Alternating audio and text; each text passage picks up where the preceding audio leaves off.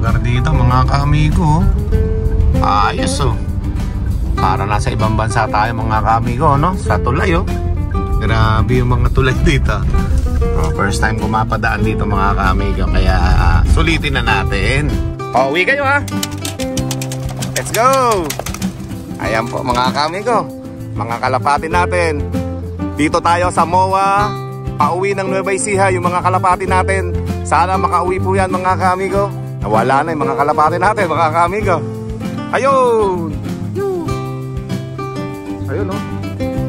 Nangingibabaw sa mga building mga kaamigo. Ha? Ayan po mga kaamigo. Kakakaba yung pakawalan natin ng kalapati na yan. Pero syempre kailangan natin gawin para masanay, ma-practice yung ating mga kalapati. Kung makauwi lahat yung kalapati natin na yan sa Nueva Ecija, babalik ulit tayo dito mga kaamigo bukas.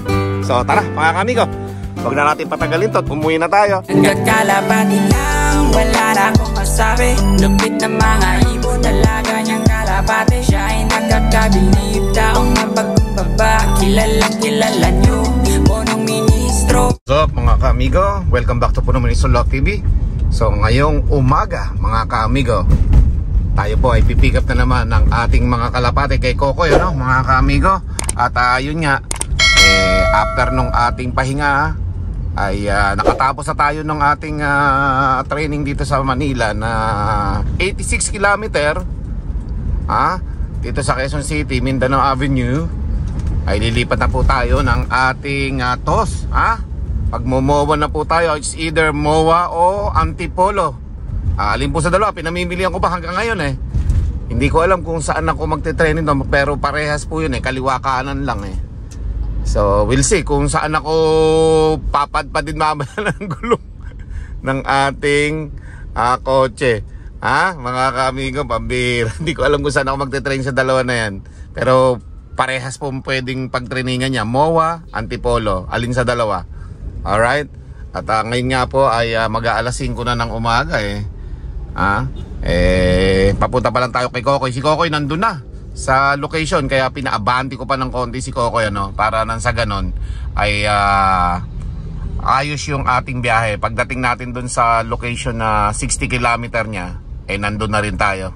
Mga kaamigo, on the way na si Kokoy ngayon sa bagong location. Hindi na sa 7-Eleven, hindi na sa gasolinahan. Yung dating pinagtotosan namin, dun siya pupunta mga kaamigo. Alright.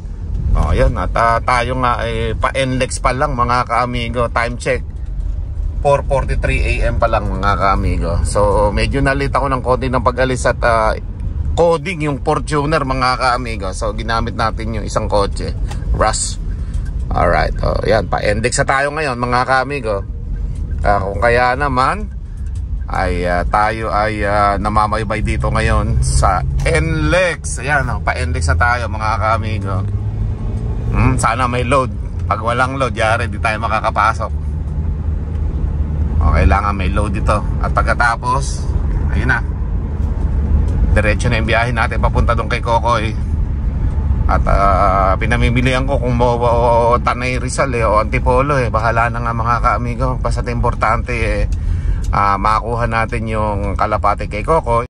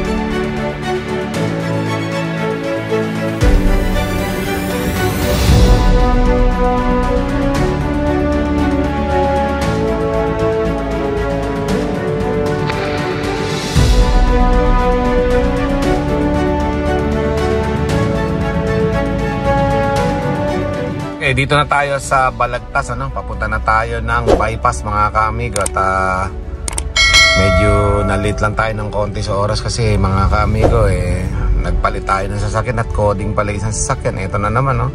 Hindi na naman tatanggapin, no? Grabe. Yun. Kala ko hindi tatanggapin na naman Kanina hindi tinanggap, kinuha ko pa yung card. So ayun mga kaamigo, dahil nga dyan yung ating pagtotosan pamimilian natin. Pagka sa Mall of Asia o MOA, katabi nun dagat mga kaamigo.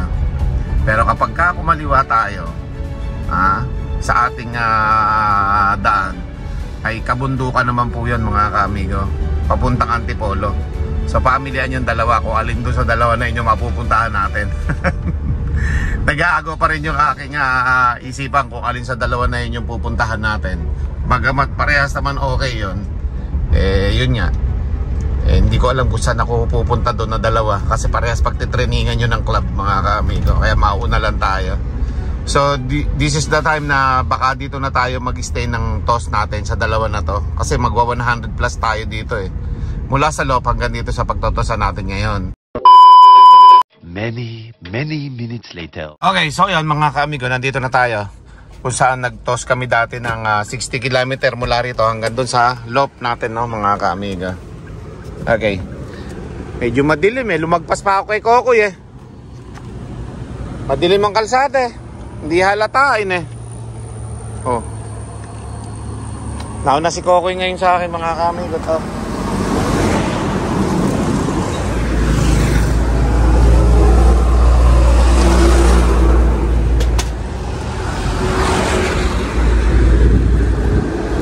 Hindi ko alam kung saan ako magtotos kung sa MOA o sa Antipolo pamilian Ganda pa naman ang panahon yan, makikita yung mga bituin Ayan mga kaamigo, at tingnan natin kung saan tayo makakapagtos ngayon dahil maaga pa naman. Okay, dito kami dati nagtotos, dito sa may banda na to.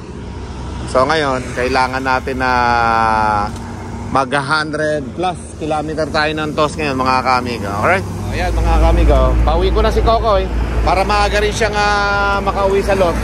At sigurado mauuna pa siya sa mga kalapate dahil medyo malayo po yung ating pagtotosan. Okay? 100 kilometer plus po yun mga kaamigo. It's either maging MOA o it's either maging Antipolo o Tanay Rizal mga kaamigo. So ayan, pauwi na tayo. At dadalhin na natin yung ating mga kalapate doon sa ating location. Okay, let's go. A few minutes later. Okay, so yan. At pabalik na tayo ng Manila mga kaamigo. At syempre, yun nga, pinag-iisipan ko pa rin kung magmomowa tayo o mag-Antipolo, Binangonan. Alin dyan sa dalawa na yan mga kaamigo. Naguguluhan pa rin ako kasi parehas lang naman maganda yung lugar Parehas din pwedeng palatandaan ng mga ibon kasi isang dagat, isang bundok. Mamimili na lang tayo doon kung alin doon, dagat o bundok ba yung ating pagtotosan. Yun So we'll see. At habang nandito pa tayo sa kahabaan ng bypass mga kaamigo, ay yun ang ating pinag-iisipan. At malalaman nyo na lang kung saan tayo bigla na magtotos. Pero lamang yata ako sa MOA we'll see kung ano yung traffic dito sa papuntang Ross Boulevard na yan mamaya. Malalaman natin. Okay, so for now drive muna ako. Kung saan tayo dali ng ating gulong ng sasakyan, doon tayo magtotos mga kaamigo, doon tayo magre-release. Basta ang importante, alin sa dalawa na yan yung ating mapuntahan. Let's go. Okay, so medyo may liwanag na sa daan mga kaamigo. NLEX, time check 5:33 AM mga kaamigo. So may mag-aalas 6 na, kaya paliwanag na yung ating orasan mga kaamigo. Paliwanag na pala yung ating location So NLEX po ito mga kaamigo. Pabukawi na ako ng toll gate At maybe I think unahin muna natin yung MOA mga kaamigo siguro. Baka dumiretso na ako ng MOA. At sa susunod na lang natin kapakabisado yung Antipolo. At medyo na-late din naman ako. Mas malayo kasi yung yung Binangonan mga kaamigo Pagka air, medyo straight kasi daan doon. Kapag ka sa land, maraming traffic na pagdadaanan at mga daan-daan So paikot-ikot. Eh pagka air distance, diretso lang, straight lang eh. Maybe sigurado dito na tayo makakapunta sa sa MOA mga kamigo. Doon na natin umpisahan para masanay yung kalapati natin sa may malapit sa dagat at maraming building na madadaanan. Okay? So this is test para sa ating mga kalapate, no, mga kamigo. Umpisa pa lang mapadaan sa kanila tong mapakabisado ba? Yung ipapadaan natin sila dito sa mga mismong building at bahayan dito sa Metro Manila mga kamigo. Or sa dumaan sila dito sa MOA na yan mga kaamigo, papunta dito sa Bulacan, puro bahayan po yan mga kaamigo. Okay, bago dumating sila ng Bulacan, meron mga magdadaanan sila mga bukid-bukid pa mga kaamigo. Pero dito sa Metro Manila hanggang Quezon City, ayan, Malabon, ay puro mga building po yan at mga bahayan mga kaamigo. So we will see, sana makauwi lahat ng ating mga kalapati na to, ha, mga kaamigo. At syempre malapit na yung derby next month pala. Matagal pa pala derby mga kaamigo. Let's go.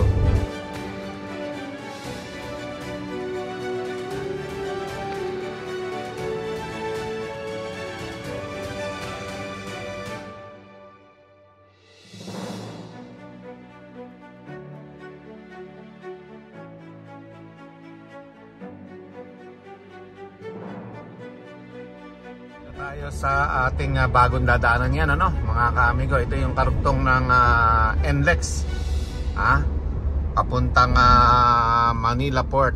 Ayan mga kaamigo, ngayon lang ako nakadaan dito. Ayan yung Metro Manila, mga kaamigo. Yun kitang kita dyan. Okay, malapit na tayo mag-exit eh. Ayan mga kaamigo. Ayan, kitang-kita yung dadaanan ng mga kalapati natin. Maulap pa So first time ko mapadaan dito, kaya mga kamigo, sinusulit na natin ayan. Yan ang dadaanan mamaya ng mga kalapati natin. Kaya kung matututunan ng kalapati natin itong daan na to, ayun, may nagro-rondahan pa kaaga wala pa alas 6, lumilipad na yung mga kalapati mga kamigo. Lumilipad dito, yan. Yan, Metro Manila. Siyempre, kailangan natin sulitin yung pagkakadaan natin dito, mga kamigo. Kailangan ko nadaan dito eh. Ito na yung dire-diretso ng papuntang south ito mga kamigo. Parang din to, NLEX din ito eh. Yan mga kamigo.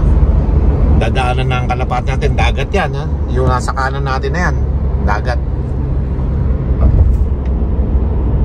Alright, let's go. Ganda ng lugar dito mga kaamigo. Ayos para nasa ibang bansa tayo mga kaamigo, sa tulay grabe yung mga tulay dito. First time ko mapadaan dito mga kaamigo, kaya sulitin na natin. At yung mga kalapati rin natin ay first time din dito mga kaamigo. Okay, 6:30, nandun na tayo sa MOA, Hindi naman tayo mismo pupunta sa MOA, pero malapit lang doon tayo magtotos mga kaamigo. Para basta doon lang tayo sa location na yun, makuha lang natin yung 100 plus km, mga kaamigo. Yan na, tara na, let's go. Let's go. Yan, the first time natin madaan dito. Caloocan ito yata mga kaamigo Pero papunta na tayo ng MOA mga kaamigo. Malayo-layo pa So kailangan lang natin talaga na maaga, kasi para hindi makaiwas tayo sa traffic Yan. Maganda pala dito. Ang laki na pala ng nagawa na tulay na to mga kaamigo. Sky, parang skyway Ayan. At pagkatapos yan, diretso na tayo sa mga gilid-gilid ng dagat mamaya mga kaamigo, para matuto yung kalapati natin sa malapit sa dagat mga kaamigo. Okay. At dito naman sobra traffic sa araw dito mamaya mga kaamigo. Sigurado mamaya pagbalik natin traffic na. Okay, pero hindi ko na ipapakita yun. Ang importante, maabangan natin mga kalapate doon sa ating CCTV. Okay, so yan, Marcos Highway na tayo mga kaamigo. nakalagpas na tayo doon sa maraming tulay na yon. Para tayo nasa ibang bansa doon kanina mga kaamigo. Pero ito, Marcos Highway, diretso tayo ng Ross Boulevard dito mga kaamigo. Okay, papuntang MOA. Mall of Asia po tayo mga kaamigo. Pinakamalaking mall dito sa Pilipinas. At syempre, yan o, nasa port na pala tayo. Malapit na tayo, yan o.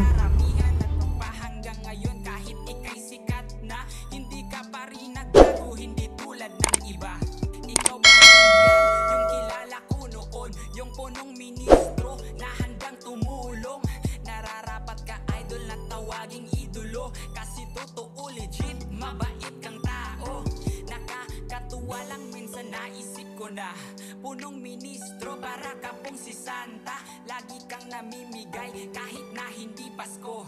Ganyan po kabait ang punong ministro. Nagkakalapati lang, wala na akong masabi. Lupit na mga ibon, dalaga niyang kalapate. Siya ay nagkakabilib, taong mapagkumbaba. Kilalang kilala niyo, punong ministro. Nagkakalapati lang, wala na akong masabi. Lupit na mga Kami yung dadaanan ng mga kalapati natin sa Manila Port.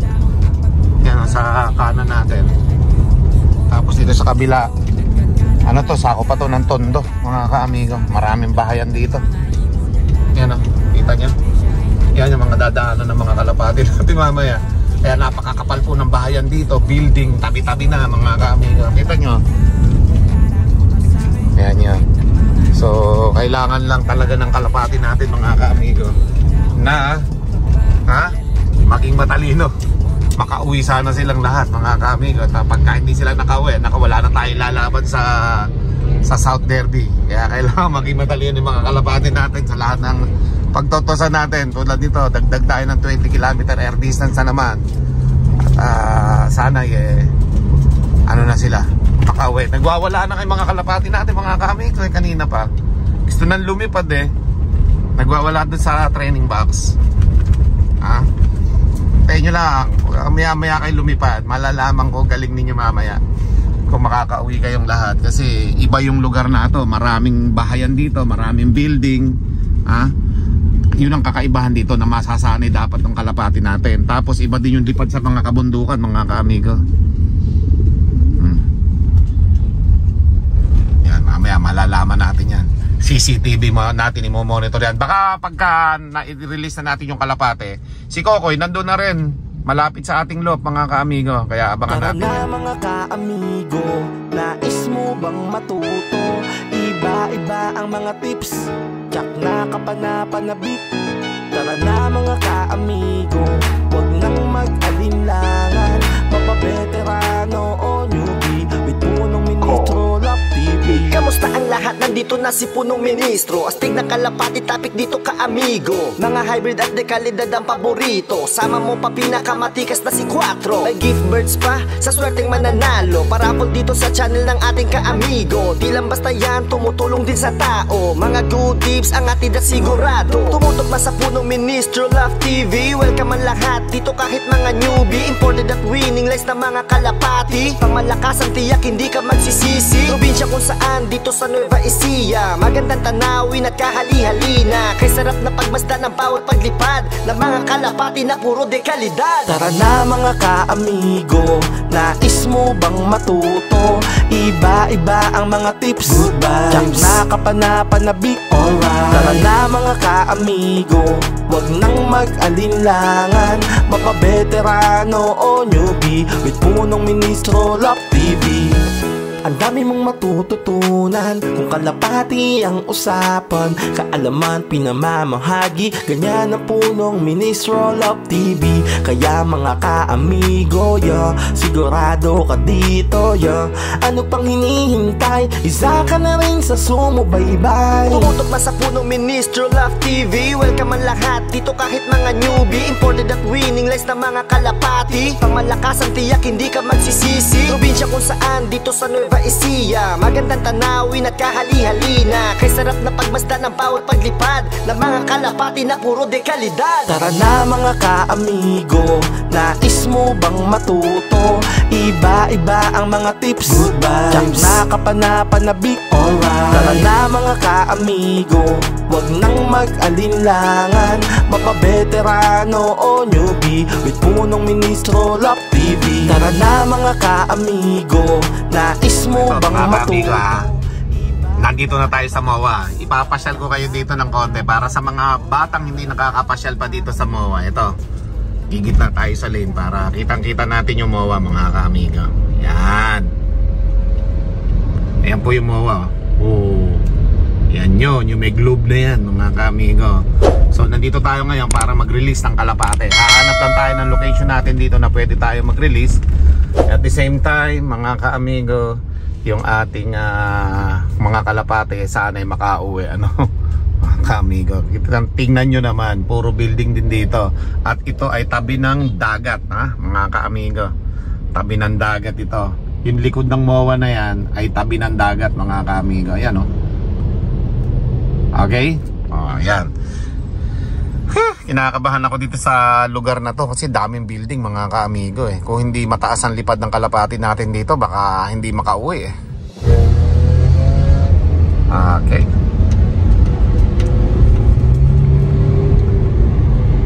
Kailangan medyo dahan-dahan lang tayo para naman yung pasyal ninyo mga ka-amigo sulit, ha. Dahil bihira lang tayo makakapag-toss dito. Pare, kung makasurvive lahat yung mga kalapati natin sa toss na ito, babalik tayo dito. Pero depende sa mga kalapati natin, sana makauwi mga ka-amigo, ha? Oh, yan na, yung pinakamalaking mall sa Pilipinas. Baka sa Mall of Asia, kasi Mall of Asia nakalagay. Baka mas pinakamalaking mall ito sa Asia. Yan mga ka-amigo.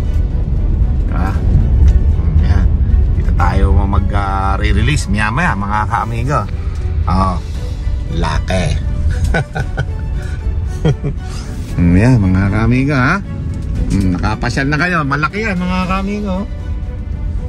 Mahaba, malaki. Oh, yan mga ka-amigo. Para makapasyal naman kayo, kamisa-misa na pumasyal naman kayo, ha? Mag-enjoy lang kayo sa panonood niyo mga ka-amigo. Enjoy lang, enjoy. Laki ng globe, oh. Yan, oh. Nigutan lang natin. Yan. Welcome sa Mall of Asia mga ka-amigo, ha?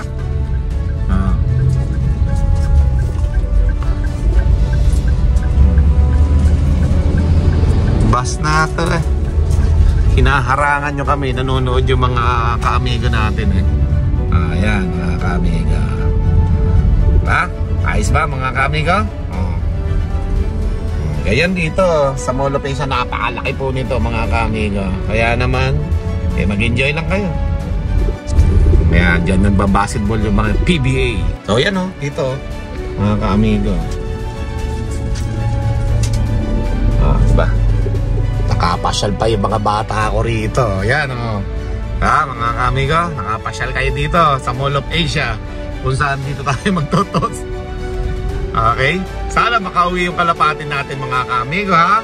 Hindi ko sinasabing magagaling yung kalapati natin, pero magaling pag nakauwi, di ba? At least mahasanay sila rito sa MOA. Oh.